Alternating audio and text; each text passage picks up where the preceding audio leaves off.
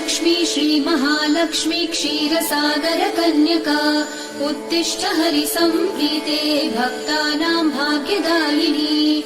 श्रीलक्ष्मी श्रीमहालक्ष्मी क्षीरसागरकन्यका उत्तिष्ठ हरिसम्प्रीते भक्तानां भाग्यदायिनी। उत्तिष्ठोत्तिष्ठ श्रीलक्ष्मी विष्णुवक्षस्थलालये उत्तिष्ठ करुणापूर्णे लोकानां शुभदायिनी। उत्तिष्ठोत्तिष्ठ श्रीलक्ष्मी विष्णुवक्षस्थलालये उत्तिष्ठ करुणापूर्णे लोकानां शुभदायिनी। श्रीपद्ममध्यवसिते वरपद्मनेत्रे श्रीपद्महस्तचिरपूजित पद्मपादे श्रीपद्मजातजननी शुभपद्मवक्त्रे श्रीलक्ष्मी भक्तवरदे तव सुप्रभातम्।